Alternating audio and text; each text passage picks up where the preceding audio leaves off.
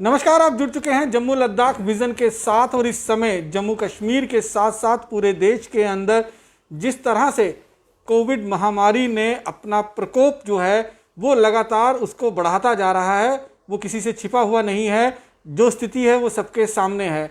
खासतौर में अगर हम जम्मू कश्मीर की बात करेंगे तो जम्मू कश्मीर में भी इस समय संक्रमण का जोर जो है वो जम्मू प्रोविंस में ज़्यादा देखने को मिल रहा है, क्योंकि पिछले एक सप्ताह से हम लगातार इस बात को वॉच कर रहे हैं कि मौतों का आंकड़ा हर दिन एक नया पायदान और नया इतिहास बनाता जा रहा है। एक नया आंकड़ा जो है वो सामने आता जा रहा है।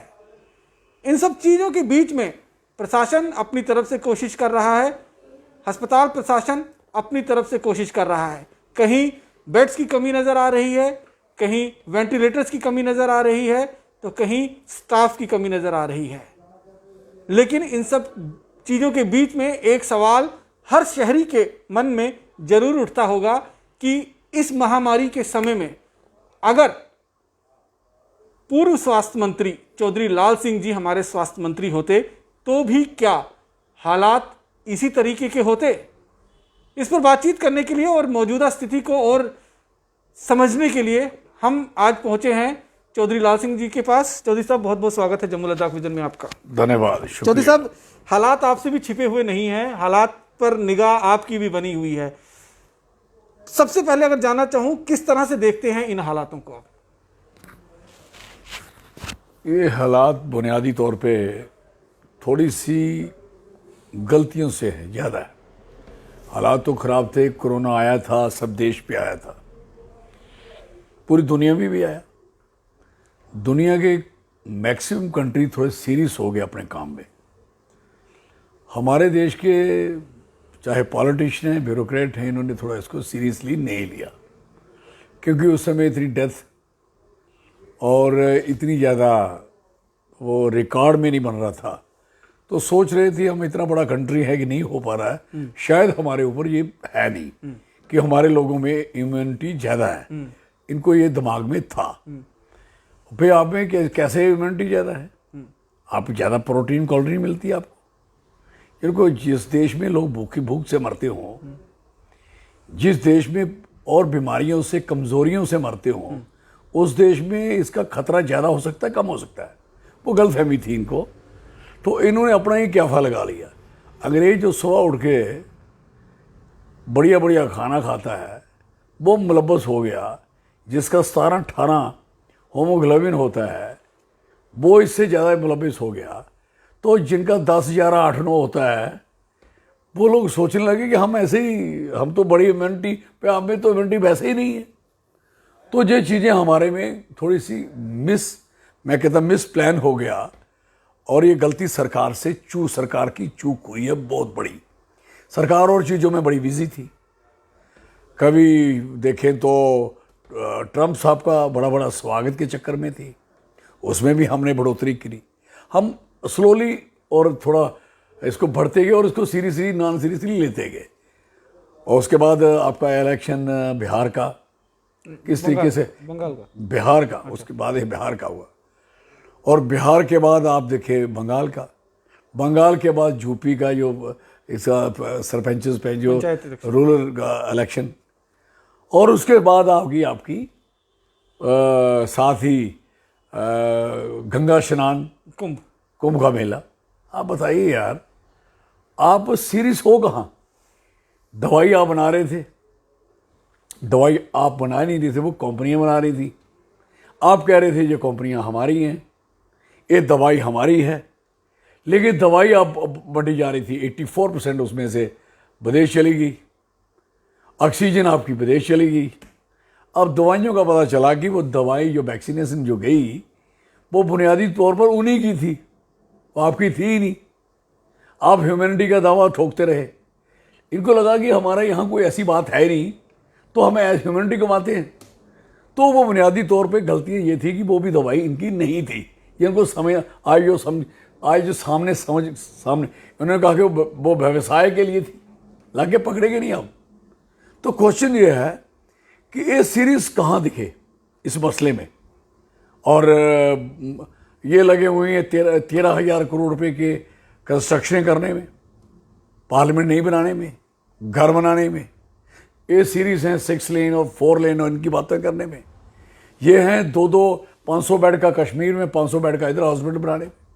इनको पता नहीं है कि जो अपने हॉस्पिटल है, इमीडिएट जो हॉस्पिटल है, उनमें क्या कमी है।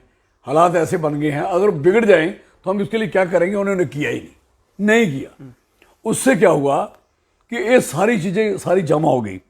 जमा होने के बाद आज कैजुअलिटीज़ इतनी बढ़ गई हैं पूरे देश में, इतनी ज़्यादा बढ़ चुकी हैं, आप सोच नहीं सकते। गंगा कभी ज़िंदगी में, जब ये हज़ारों साल से हम लोग गंगा में अपने ये फूल भरवाने जाते हैं सारे लोग, हस्तियाँ, तो मेरे ख्याल गंगा ने भी इतनी नहीं देखी होगी, जो इतनी फास्ट नहीं देखी हुई जो अभी हो गया। तो शव भी तैरते हुए अब तो जिंदा लाशें, मतलब बगैर जलाई हुई लाशें वो आपकी जा रही हैं, उनके किनारे भरे पड़े हैं, दबाए हुए हैं, बाहर से निकल रही हैं, और कोई मानने को तैयार नहीं कि ये डेड बॉडीज किसकी हैं। कमाल है यार, हिंदुस्तान में किसकी भी डेड बॉडी वो हिंदुस्तानी की होगी भाई, चाहे वो किसी की भी होगी। तो क्वेश्चन ये है कि ये सीरियसनेस इनकी देखिए। फिर जो पेशेंट है अपने अटेंडेंट को मिल नहीं सकता, हॉस्पिटल में ये बहुत बड़ा फैशन हो गया। वो अंदर बैठा है, उसका इलाज हो रहा है, किसको ये मसला ट्रांसपेरेंट है ही नहीं। क्यों नहीं ट्रांसपेरेंट किया? आपने कैमरे क्यों नहीं लगाए हॉस्पिटलों में? अभी भी क्यों नहीं लगाते कि वो अटेंडेंट जा नहीं सकता, और अटेंडेंट को उस दिन टिकट मिलती है वो लगाने को जिस दिन उसका बंदा मरता है। मतलब ये इंतज़ार कर रहे हो, जिस दिन वो आता है उस दिन उसको लगाई नहीं जाती, उस दिन उसको ज़्यादा खतरा हो जाता है जब उसको कोई मर जाता है। कहने का मकसद है कि इनको seriousness, where is the seriousness, बताइए मुझे। अब अटेंडेंट इसलिए वहाँ रहता है, और अगर अटेंडेंट नहीं जाए तो उसको तो देखभाल का तो मतलब ही नहीं है। और जिन जगहों में तो अटेंडेंट नहीं है, उन जगहों का तो समझ लो कि उनका तो बुरा 100% लोग मर गए। अब 13 14 बंदे घुआ के देखो, ऑक्सीजन बंद होगी, अटेंडेंट होते तो मरते क्या। ऑक्सीजन कम हुई, इन्होंने लोगों की ऑक्सीजन कम कर दी। हद है यार, जब आपकी ऑक्सीजन कम थी तो ये इंतज़ाम क्यों नहीं हो पाया? आपकी 9000 मीट्रिक टन ऑक्सीजन बाहर चली गई, आपको ये सारी चीज़ हम क्यों नहीं आई? तो कहने का मकसद है, अभी भी इनकी बातें सुनो तो लगता नहीं है कि ये कोई सीरीज। अभी ये कह रहे रसोइयाँ बनाओ, ये हॉस्पिटल में रसोइयाँ बनाने के चक्कर में पड़े हैं, कहीं किसी को राशन बांटने के चक्कर में पड़े हैं। भाई आपको ये समझ नहीं आ रही, सबसे इंपॉर्टेंट क्या है? हॉस्पिटल इमीडिएट अपडेट करने की जरूरत है, इमीडिएट। ह्यूमन रिसोर्स कम है, इतने डॉक्टर है नहीं इनके पास इस समय, जितना प्रकोप फैला दिया है। इतना पैरामेडिकल स्टाफ नहीं है जितना प्रकोप फैला दिया। इवन के पैरामेडिकल लगा हुआ इन्होंने निकाल दिया पिछले दिनों। तो अभी ये कह रहे हैं कि अब लगाएंगे, कल लगाएंगे। इसकी रिक्रूटमेंट का मतलब ही नहीं है। इसको तो इमीडिएट अभी कल कह रहे हैं, ऑर्डर निकलना चाहिए कि कल ज्वाइनिंग करें, जिसके पास जे ट्रेनिंग है, सर्टिफिकेट है। डॉक्टर तो डॉक्टर ही है ना, पैरामेडिकल जो बंदे ने ट्रेनिंग की है तो वो वही है ना। वो आपका ये वाला क्या बोलते हैं उसको, जब तक इंटरव्यू नहीं लेगा आपका पब्लिक सर्विस कमीशन, तब तक आप उसका पास ही नहीं होगा। ये क्या मतलब? इस समय जरूरत क्या है? डॉक्टर तो डॉक्टर है, लाइसेंस है। आपका सर्विस सिलेक्शन बोर्ड नहीं लेगा, नहीं होगा, फिर आप कॉन्ट्रैक्ट पे करोगे। क्यों भाई? कॉन्ट्रैक्ट क्यों होगा? वो बंदे जो मर जाएंगे उनका जिम्मेवार कौन है? आपका नहीं है। जो पीडीए जहां सारा दिन घूमता है, आपके लिए नहीं इन्होंने अभी तक। आपके भी उम्र का रखा है कि इंजेक्शन तब लगना है। आपको नहीं कोविड वॉरियर नहीं बनाया। ये मुझे बताओ कर क्या रहे हैं? डॉक्टर खुदकुशी कर रहे हैं इस देश में, हमने देखा है। डॉक्टरों की इतनी बुरी हालत हो चुकी है कि ओवरलोडेड, पैरामेडिकल ओवरलोडेड, और नर्सिंग स्टाफ ओवरलोडेड, और दूसरा नंबर मटेरियल नहीं है, रॉ मटेरियल नहीं है, वैक्सीनेशन नहीं है। मैं अभी हॉस्पिटल, एक एसएमजीएस हॉस्पिटल गया था, वहाँ मैंने देखा, कुछ डॉक्टरों से मेरी बातचीत हुई। उन्होंने कहा कि देखिए हालत ये पहुँच गई है कि कोविड वार्ड में जहाँ पर पेशेंट सीरियस हैं, जिनको चेस्ट इन्फेक्शन है, वहाँ डर्मेटोलॉजिस्ट के डॉक्टर को लगाया हुआ है, स्किन के डॉक्टर को लगाया गया है, चाइल्ड के जो पेडिस्ट्रियन डॉक्टर उनको लगाया गया। तो वो वहाँ क्या करेंगे? सबसे इम्पॉर्टेंट क्या है कि जब वो पेशेंट चलता है बसोली से, बनी से, बिलावर से, हीरानगर से, कठुआ से, किश्तवाड़ से, भद्रवाह से, डोडा से, पुंछ से, रजौरी से, मेंढर से, जब से चलता है, वो चले क्यों?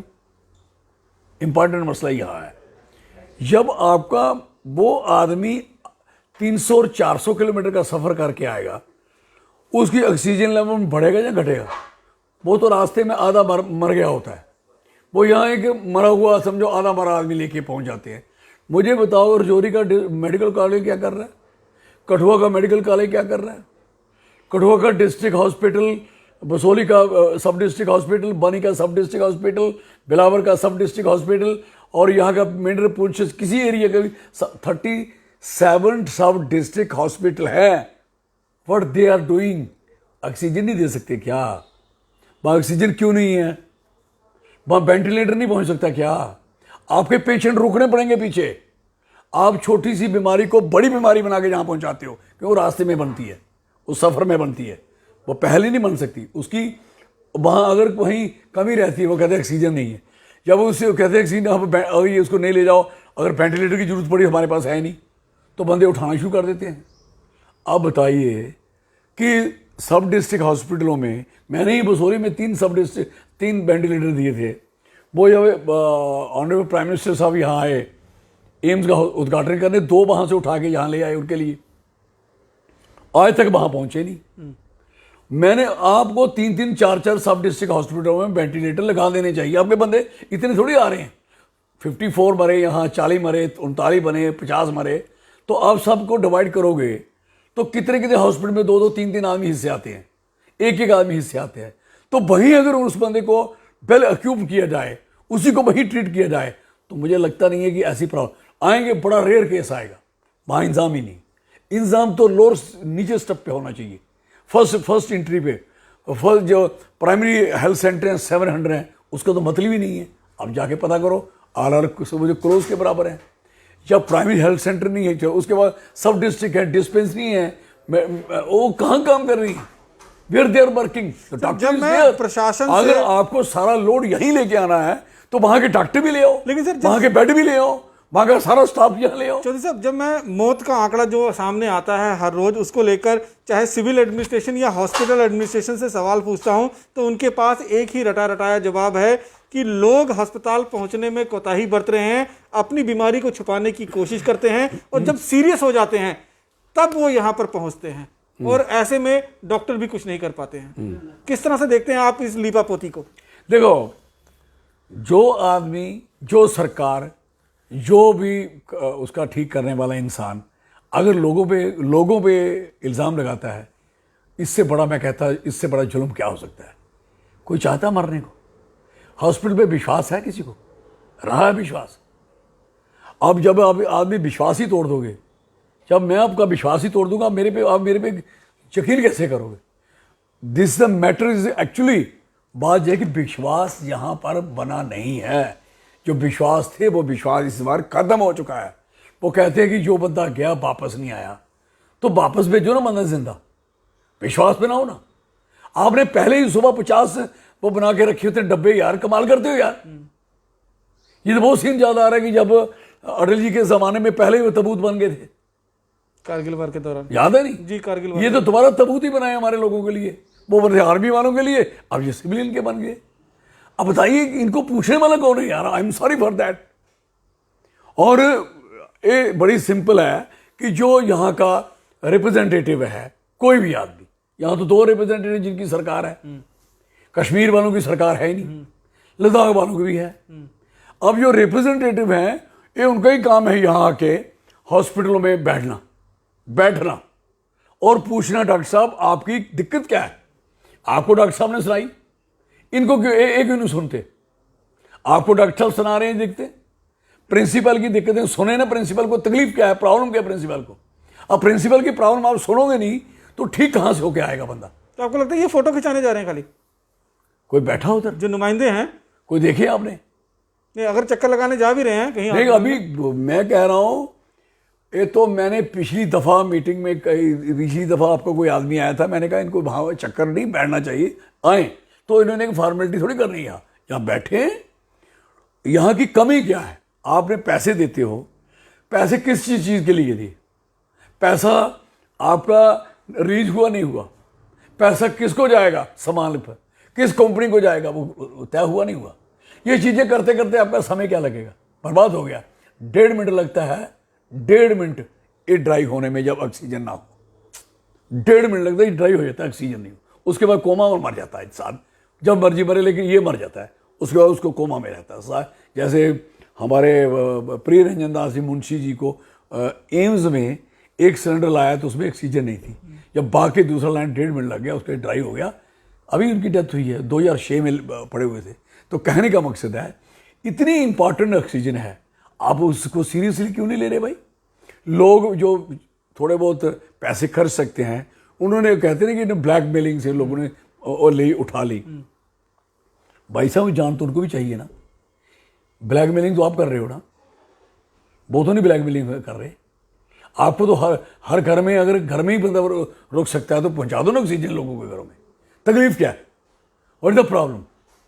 आप 13 हज़ार करोड़ रुपए की बिल्डिंगें खड़ी कर सकते हो, 6 लेन 4 लेन खड़ी कर सकते हो, इतने बड़े मनार खड़े कर सकते हो, इतने बड़े कहानियां सुना देते हो, अरबों और खरबों रुपए की बातें कर देते हो, तो हॉस्पिटल मजबूत क्यों नहीं हो रही अभी तक।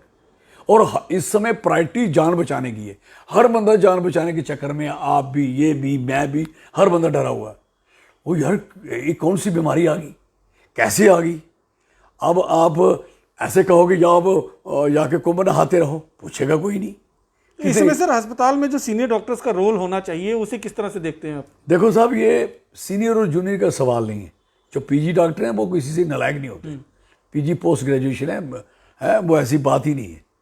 और जो डॉक्टर यहाँ हॉस्पिटल में होते हैं वो कोई नालायक डॉक्टर थोड़ी होते हैं। यही डॉक्टर गांव में लगते हैं तो ये सबसे बड़े डॉक्टर होते हैं। MBBS होता है, उसके ऊपर PG होती है, उसके स्पेशली किसकी कर रही, किसकी क्या नहीं कर रही।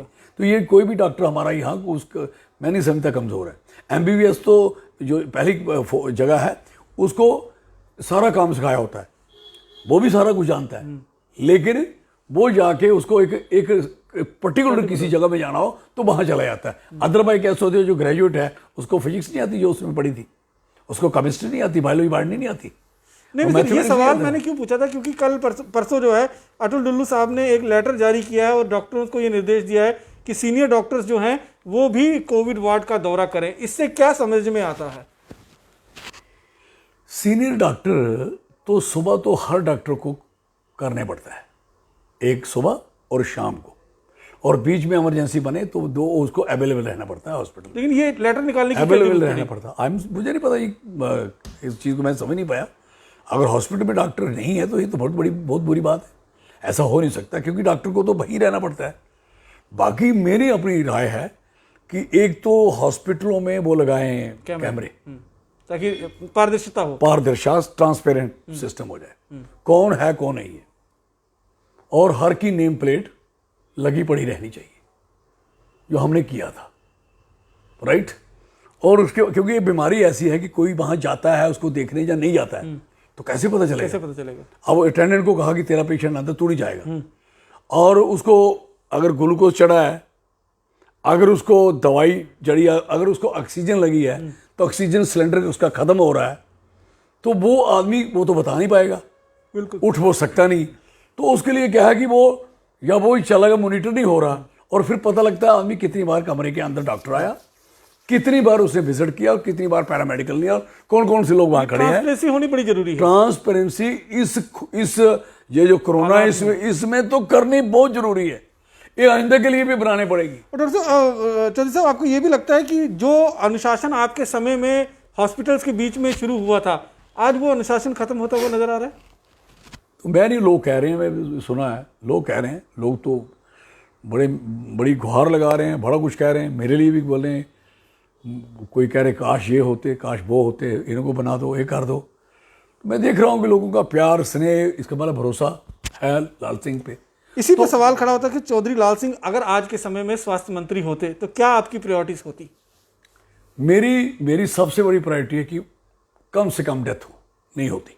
उनके लिए क्या कुछ करते आप? उसके लिए मैं तो जो मैंने कहा, मैं पीछे से बंद कर देता सिस्टम। मैं छोटे हॉस्पिटल को लेके मैं पहले वहीं से ट्रीटमेंट अच्छा करवाता, वही बंदा यहाँ पहुँचता जिस बंदे की जरूरत है। ये तो यहाँ तो ऐसे बना दिए मेडिकल कॉलेज जैसे तमाशा होता है। सीडी अस्पताल में डाल दिए, सीडी अस्पताल में टीबी वाला हॉस्पिटल है। टीबी के मरीजों का क्या हाल होगा, उनका क्या हो रहा होगा? वो टीबी खत्म होगी क्या? कोरोना से, वो और ज़्यादा बीमार हो गया आदमी। तो कहने का मकसद है कि इस समय जो प्रायोरिटी है कि सबसे ज़्यादा प्रायोरिटी है कि अटेंड करना है। अटेंड कम हो रहे हैं लोग, बिल्कुल नहीं हो रहे, बिल्कुल नहीं हो रहे, मैं दावे से कह सकता हूँ। क्योंकि सारा एक जगह पे लोड है, वो भी उनके लिए रूटीन डेथ ऐसे हो गई है जैसे रूटीन वाला मसला बन गया। अब कई डॉक्टर जो इतने तकलीफ में थे तो कई ने खुदकशी की इस देश में, परेशान हो गए, यार ये क्या हो रहा है। और फिर ऑक्सीजन कम हुई तो उन्होंने पीछे से चाबी कम उसकी कस दी। ये चीजें हम नहीं होने देंगे एटलीस्ट। और कम से कम ये नहीं होगा कि कहने पड़ेगा कि कोई ऑर्डर नहीं, ऑर्डर ऑलरेडी इज ऑर्डर होता है। Order is order. जिसकी जो ड्यूटी है, किसकी क्या ड्यूटी है, वो ड्यूटी क्यों नहीं दे रहा है, ये तो मतलब ही नहीं है। मैं कहता हूं कि उन लोगों को रिजाइन कर लेना चाहिए जो लोग ऐसी बातें कहें।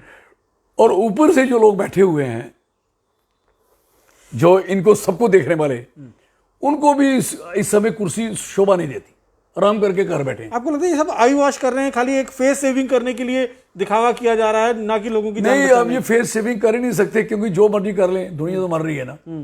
अब मुझे बताओ, हॉस्पिटल की रसोई कम है क्या? उसमें राशन नहीं डाला जा सकता क्या? अटेंडेंट वहां से नहीं राशन ले सकता क्या? वहां के पेशेंट को वहां से राशन नहीं मिल सकता क्या? आपने हॉस्पिटल की रसोई के पैरेलल एक रसोई खड़ी कर दी है, वो सिर्फ कोरोना लाने के लिए, जो हरिद्वार नहा के आए हैं, जो वहां से आए हुए हैं, इधर से इलेक्शन लड़के आए हैं, प्रभारी बन के गए थे, जो लोग जहां जहां अलग अलग जगह गए थे। मुझे बताओ उनका काम क्या है कि रसोई आके वहां खोलनी उधर हॉस्पिटल में। Why not the kitchen of medical college, any hospital, उसको क्यों नहीं आप वो चीज़ डोनेट करते? उसको क्यों नहीं देते? क्योंकि आपका फेस नहीं दिखेगा, आपका मुंह नहीं दिखेगा, आपकी एजेंडा नहीं दिखेगा, आपका वो नहीं दिखेगा। लोगों को मैं कहना चाहता हूं, फुलिश मत बने, बेवकूफ मत बने। ये तो मजाक हो गया आप लोगों के साथ, समाज के साथ, कि कभी हमारे बुरे दिन आते 2 किलो राशन लेके खड़े हो जाते हैं बांटने के लिए। Word this nonsense. जब कोरोना पता है कि अपने 10 दिन बंद करना है, महीना बंद करना है, पहले की सरकार, कहां सरकार नहीं होती? सरकार हर घर में होती है, हर जगह होती है। राशन आप खुद पहुंचा सकती सरकार उनके घरों में। लोगों को जलील करने के लिए और कोरोना बढ़ाने के लिए लाइनें लगाई होती है? और सैनिटाइज कर रहे हैं हॉस्पिटलों को। आप कौन सैनिटाइज करने वाले? हॉस्पिटल वालों को क्यों सैनिटाइज करवाते? आपने देखा ना सैनिटाइज आजकल लोग ही करना शुरू हो गए। मैं सैनिटाइज, आप कैसे करोगे? आपको कैसे ज्ञान है, जानकारी है? मुझे कहेगा कोई भी तो डॉक्टर बन गया, मैं मजिस्टर बन सकता हूं, मैं अच्छा एडमिनिस्ट्रेटर बन सकता हूं, मैं डॉक्टर नहीं बन सकता। मैं डॉक्टर नहीं बन सकता। मैं डॉक्टर को गाइड कर सकता हूं, उसकी हेल्प कर सकता हूं, उसकी मदद कर सकता हूं, उसको क्या चाहिए उसकी मांग को पूरी कर सकता हूं। ये मेरा काम होना चाहिए।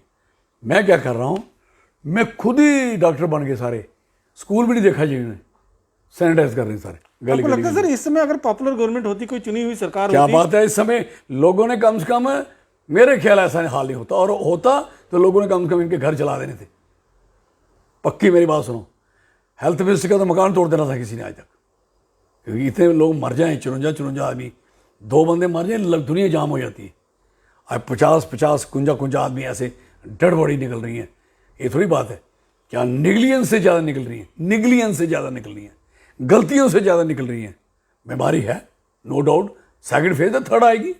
अगर इंतजाम नहीं होगा, इससे और बदतर हालात, बदतर होंगे। इतने बड़े लोग मर गए यार। अब गिनती करो कितने बड़े लोग मर गए अभी जम्मू में ही। गिनती करो क्या है, इतने बड़े बड़े लोग मैं सोच नहीं सकता, जिनके पास सब कुछ था। कोई हॉस्पिटल से ठीक होकर वापस आए, फिर घर में मर गए। क्या है, बड़े अफसोस लगता है। इसलिए कोई जो कार्य जिस तरीके से करना चाहिए उसको उस तरीके से करें। सर अभी अगर हमने देखें, हॉस्पिटल में डॉक्टर्स की कमी है, हॉस्पिटल में नर्सिंग की तो कमी एक दिन में पूरी हो सकती ना, हॉस्पिटल में एक दिन पैरामेडिकल स्टाफ की कमी है, एक दिन लेकिन अभी 500 बेड का जो डीआरडीओ हॉस्पिटल बकवास ड्रामेबाजी है ना, बन रहा है, लेकिन उसको भी मैन पावर स्टेट नहीं देना, लेकिन लाएंगे कहां से? मुझे बताओ यार, एम्स के जो इन्होंने लोग भर्ती करने थे वो किए? फैकल्टी अभी नहीं तक हुई है। जो मेडिकल कॉलेज 4 हैं उनके भर्ती हुए? सब लोगों को ठेके पे रखना, कंट्रैक्ट पे रखना। बाद में धक्के मार के निकाल दिए वो वहां वाले, कठुआ वाले निकाले नहीं। तो कहने का, वो कोरोना में काम कर रहे थे। एक्चुअली में इनको हॉस्पिटलों को ही मजबूत करना पड़ेगा, बाकी चीजें छोड़ दें थोड़ी देर, जान बचाएं लोगों की। छोड़ दें और इनको स्ट्रांग करें, हॉस्पिटल को ह्यूमन रिसोर्स स्ट्रांग करें बहुत जल्दी। और मैं नहीं समझता कि कोई आपको नई रिक्रूटमेंट की पॉलिसी बनानी पड़ेगी या कोई करनी पड़ेगी। आपको 1 सेकंड लगता है इमरजेंसी नेचर पे मसला बना हुआ है जान का, तो आप एक ही ऑर्डर निकाल सकते हो, एक अनाउंसमेंट कर सकते हो, प्रधानमंत्री कर दे, कोई कर दे, अपने अपने हॉस्पिटलों में अपने सर्टिफिकेट लेके ज्वाइन करे जाके। तो ऐसे में अगर बाहर के लोग भी आना चाहेंगे तो उनके लिए भी ओपन करना चाहिए। मैं कहता हूं कि हालात को बाहर वाले पहले उनका नहीं बचना, उन्होंने इधर क्या लेके आना है।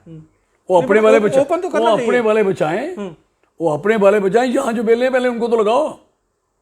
लेकिन सर मुझे बताया गया कि एनेस्थीसिया टेक्नीशियन के लिए 50 लोगों की लिस्ट निकाली गई थी, एडवर्टाइजमेंट 10 लोगों ने ही ज्वाइन किया, 40 लोग मिले ही नहीं यहाँ पे।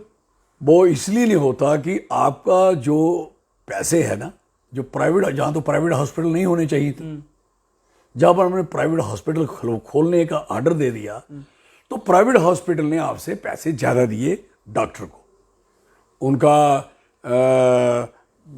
फैसिलिटी ज़्यादा कर दी, आप नहीं कर पाए। और जब आप सरकारी हॉस्पिटल खोल रहे हो तो आपको भी उनके पैरेलल तनख्वाह देनी पड़ेगी, बराबर दे, उनसे थोड़ी भी कम हो तो लोग आ जाते हैं। आपका फ़र्क है डबल ट्रिपल, तो लोग सोचते हैं कि काम करना है तो वहाँ जाके कर लेते हैं, पैसे 3 गुना है, मुझे 1 तनख्वाह नहीं, मुझे 3 तनख्वाहें मिलेंगी। तो इस गवर्नमेंट को भी चाहिए, ये ढूंढते कि इनको कंट्रैक्ट पे 5,000 रुपये लग जाओ, 7,000 रुपये पे लगा दो, इनको 6500 रुपये पे लगा दो। यार क्या कर रहे हो, 12,000 का डॉक्टर लगा दो, 9,000 का प्रोफेसर लगा दो, तो मुझे बताओ कैसे तो आप 2-2, 3-3 बार जम्मू कश्मीर के स्वास्थ्य मंत्री रहे, जम्मू कश्मीर के सभी अस्पतालों को आप बहुत अंदर के हालात से क्लोजली जानते हैं। जानता हूं। जम्मू कश्मीर के अगर खासकर जम्मू प्रोविंस में, क्योंकि एक ही प्रीमियर हॉस्पिटल जो है वो जीएमसी हॉस्पिटल है, उसकी क्या कुछ स्ट्रेंथ है, क्या कुछ कमियां हैं जो इस समय दूर करने की जरूरत है? देखो, उसको इस समय आपके 350 जम्मू का 350, 700 के करीब तो आपके प्राइमरी हेल्थ सेंटर हैं, आपके 37 तो यहाँ के आपके सब डिस्ट्रिक्ट हॉस्पिटल हैं, CHS जो है, राइट, और 14 आपके डिस्ट्रिक्ट हॉस्पिटल हैं। डिस्ट्रिक्ट 10 हैं लेकिन 14 डिस्ट्रिक्ट हॉस्पिटल हैं, जैसे गांधीनगर है, सुरवाल है, ये है, ऐसे करके, या कठुआ का नीचे वाला है, फिर ऊपर वाला है, ये 14 के करीब है। सारे हॉस्पिटलों का काम क्या है, वहाँ हॉस्पिटल ही खोलना। मेरे समय में ये नहीं था, मेरे समय में अखनूर में भी ऑपरेशन हो रहे थे, मेरे समय में आपको दूर रजौरी पुंछ के इलाके में दूर दूर चले जाओ, बसोली और बनी के दूर दूर इलाके, वहाँ भी इलाज हो रहे थे। डॉक्टर उस समय भी थे यार। आज मैं जिन्हीं भी हॉस्पिटल में चक्कर मारता, कहता हमारे तो डॉक्टर ही चले गए। इधर बोलते थे डॉक्टर चले कहाँ गए, हैं कहाँ, स्ट्रेंथ तो कहीं होगी ना। और फिर दूसरा नंबर, जब आप वो ग्राउंड लेवल है, ज़मीन है, ज़मीनी लेवल पे, उस लेवल पे अगर आप काम नहीं करोगे तो प्रीमियर का ये तो उससे भी इसकी हालत तो उनसे खस्ता हो जाएगी। अब ये मेडिकल कॉलेज की शायद इतना गंदा मेडिकल कॉलेज हो गया है, आप सोच नहीं सकते। ओवर क्राउड रश है, ओवर क्राउड पेशेंट है, और स्टाफ बिल्कुल कम है, कमरे उतने हैं नहीं जितने कमरों में इस समय जिस तरीके से आपके मरीज हैं। आपने इसलिए तो सीडी में भेजे ना, इसलिए दाएं बाएं भेज रहे हैं ना। वाई नॉट कि आप उसको उधमपुर में ट्रीट हो जाते, वाई नॉट कठुआ में ट्रीट हो जाते, डोडा में क्यों नहीं हो जाते। वो इंतज़ाम करें कि डॉक्टर कोई आपके पास कहाँ है, कैसे नहीं है, या इंथीसिया थोड़ी कर रहे हैं इस चीज़ का। इसमें कोई इंथीसिया की ज़रूरत नहीं है, बेहोश करने की जरूरत नहीं। कोमा में तो उसको होश में रखना पड़ता है। तो वो ऐसे डॉक्टरों को तो बड़े बड़े डॉक्टर की, बड़े बहुत सुपीरियर डॉक्टर की जरूरत नहीं है समय। ऑक्सीजन देना कोई बहुत बड़ी बात नहीं। ऑक्सीजन लेवल आएगा, आप घरों में कर रहे हो, ऑक्सीमीटर से देख रहे हो, लगा रहे हो। तो मुझे लगता है कि जो डॉक्टरी नहीं की वो भी अपना ऑक्सीमीटर लगा रहा है। जिसने वो ब्लड प्रेशर, जो भी डॉक्टरी नहीं की, ब्लड प्रेशर चेक कर रहा है। 2 चीज़ें तो घर में हो रही है, लोग तो खुद डॉक्टर हो गए। थोड़ी देर ठहर जाएंगे लोग, मेरे ख्याल सारा ट्रीटमेंट खुद ही कर लेंगे, जिस किस्म का इनका हालात है। और घर की औरत को पता होता है क्या हो रहा है, इसको ये टिक्की दे दो, वो उसको पूछने भी नहीं जाते। तो कहने का मतलब, अभी तो कम से कम आधा डॉक्टर तो हर फैमिली बनेगी। इसलिए लोग ज़्यादा मौतें जड़ी है ना, अभी आप देख रहे हो 54, ये 200-250 पहुँचा रही थी। लोगों ने अपने घरों में रोक के, बचा के, लोगों को घरों में कोरोना ने खुद कर करके, और एक बंदा घर वाला बंदा नहीं छोड़ता अपने परिवार को, वो सही महीने में अटेंडेंट होता है। सर देखो, अब इतनी मौतें अगर हो रही हैं, इतने केसेस आ रहे हैं, तो कहीं ना कहीं जिम्मेवारी तय करनी पड़ेगी। बिल्कुल। तो कहाँ आप सरकार देखते हैं कि गलती हुई है और कहाँ किसकी जिम्मेवारी? सरकार गवर्नमेंट और कोई केंद्र सरकार या स्टेट गवर्नमेंट? बोथ। ये तो आजकल हम हैं ही से केंद्र, स्टेट भी है केंद्र, वो बोथ आर एडमिनिस्ट्रेशन का फेलियर है। बोथ आर एडमिनिस्ट्रेशन का फेलियर है 100%। और किसका होना चाहिए? कौन, हु इज डीलिंग द, ना आप डील कर रहे हैं ना मैं डील कर रहा हूं, ना ये डील कर रहे हैं, हु इज डीलिंग? और डील करने नहीं आता तो ये अगर आपको पता है तो आपको पूछ लेना चाहिए ना, तकलीफ क्या है? आपको अपने हॉस्पिटल की स्ट्रेंथ का पता होना चाहिए कि बेड कितने हैं। पूछना कभी किसी को, बता दे कोई आदमी, मैं मान जाऊं। और कितने बेड हैं, कितनी ट्राली हैं? ट्राली 200 रुपये जमा करवाते हैं ये लोग। मेरे ज़माने से पहले भी 200 रुपये जमा होता था। जब मैं गया, मैंने कहा ट्राली से कोई 200 रुपये जमा नहीं होगा। क्यों? मैं नहीं होगा, मैं क्यों लेते हो? ऐसा नहीं, ये ट्राली कभी पेशेंट जहाँ ये उतारते वहीं छोड़ाते, लाते नहीं नीचे। मैं आइंदा ये नहीं जाएंगे, छोड़ने भी आप जाओगे, लाने भी आप जाओगे। एक चादर बिछी होनी चाहिए और 2 बंदे ट्राली पे रहने चाहिए हॉस्पिटल के, लाएं तमीज़ से और तमीज़ से इनका इंतजाम करें। ये क्या मतलब है? पेशेंट अटेंडेंट उसको घुमाता रहेगा, कुछ ट्राली पे पड़े हैं, कुछ ज़मीन पे लेटे हैं। हो क्या रहा भाई दीदी? पेशेंट की, अटेंडेंट की रिस्पेक्ट होनी चाहिए, आते ही इज्जत से उसको रिसीव करना चाहिए। हॉस्पिटल किसके लिए? दुकानदार का जो कोई ग्राहक है वो उसका देवता होता है। हॉस्पिटल किस लिए खोले हैं? पेशेंट के लिए, मजबूत लोगों के लिए खोले हैं, तगड़े लोगों के लिए खोले हैं, कोई स्ट्रांग लोगों के लिए खोले हैं, कोई फिजिकली फिट लोगों के लिए भी खोले हैं। वो बीमार के लिए खोले हैं। तो बीमार को जैसे वो अपना ग्राहक रिसीव करते, तनख्वाह सबको मिलते, पैसे मिलते, सबको मिलते, उसको रिसीव करना चाहिए। ऐसे तो मैं कहता हूँ कि ट्रैफिक को, मैं कहता हूँ ट्रैफिक वालों को, ट्रकों को जब रोकते हैं तो डंडा देकर रोकते हैं, बजाय रोक के पहले पानी पिलाना चाहिए। उधर ये पानी पियो, कोई आपको तकलीफ तो नहीं, कैसे आए, वो बाल हाल पूछा, लगे यार ये हमारा ही ऐसा आदमी। यहाँ क्या हो रहा है? हर बंदे पे प्रेशर है, यहाँ हर बंदे पे दबाव है। आप कहीं आगे जाओगे आपको धक्के खाने शुरू हो जाएंगे। आपको लगता है कि हेल्थ सेक्रेटरी अटल डुल्लू जो है वो इस समय अपने जो उनकी जिम्मेवारी है उसका निर्वाह सही से कर रहे हैं? देखो, ये जो सेक्रेटरी लोग होते हैं, इनके कागजी पत्री काम होते हैं, वेरी क्लियर।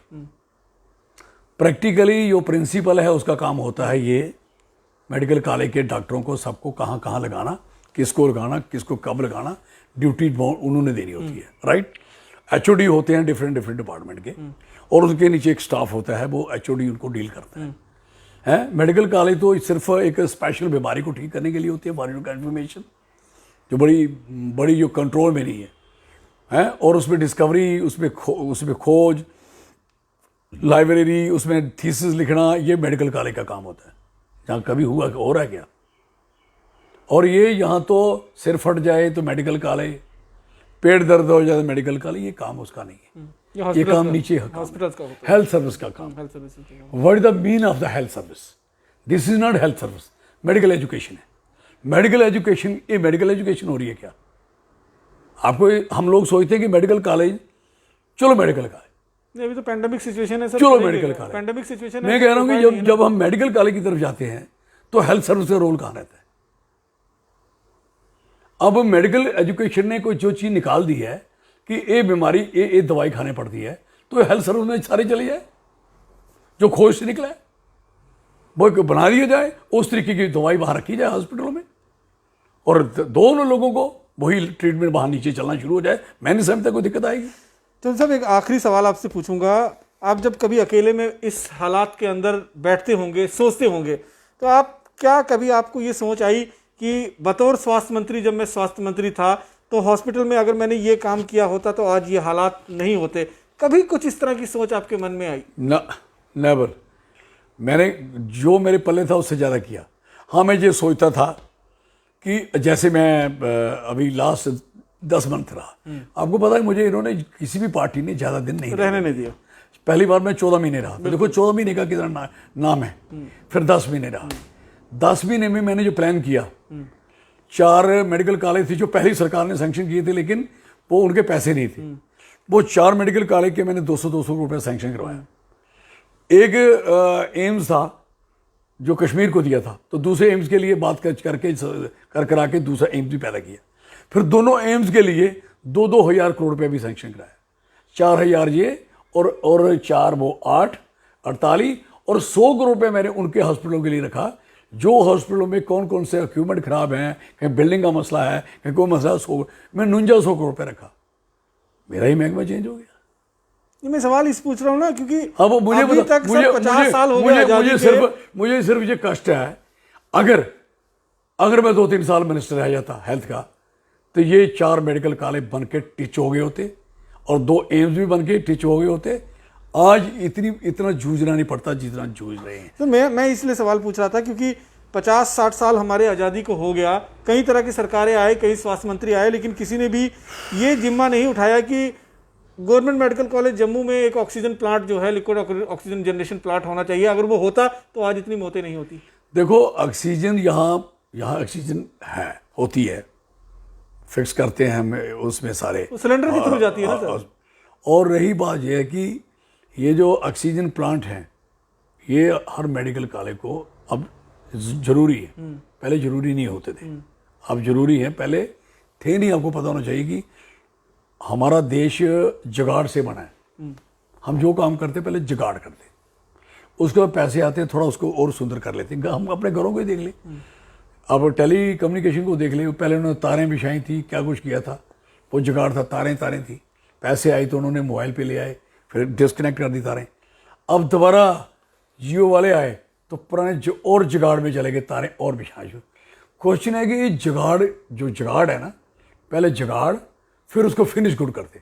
लेकिन मेडिकल कॉलेज में जुगाड़ नहीं किया जा सकता, और हेल्थ में जुगाड़ नहीं किया जा सकता, और हेल्थ का अमाउंट बड़ा कम रहता है। आपको कह दूं, मैंने कई बार बजट में कहा कि जो बजट हेल्थ को होना चाहिए वो है नहीं। लोग जिंदा रहेंगे तो आगे कारोबार चलेंगे। ऐसे डिपार्टमेंट में पैसे होते हैं, मैं सोच सकता हूं कि मतलब वो ना भी हो तो कोई बात नहीं। तो आपका कहने का मतलब है कि गवर्नमेंट मेडिकल कॉलेज जुगाड़ पर चल रहा था। ये तो जुगाड़ी और क्या काम है भाई? ये बताइए कि जुगाड़ी बना रहा है सारा। अब जुगाड़ पे काम चलने वाला नहीं है, क्योंकि एक कोरोना किसी को ना दिमाग में था ना है। प्लेग की बीमारी आई थी पहले, उसके लिए लोगों ने उसके प्लेग का इंतजाम किया, फिर प्लेग दुनिया से खत्म हो गई। अब ये ट्यूबरकुलोसिस आया, टीवी आई, वो लोगों में वो बच्चों को इम्यूनाइज करने का आया। ये सिस्टम आस्ता आस्ता जैसे जैसे साइंस ने तरक्की की, इसको बढ़ाया।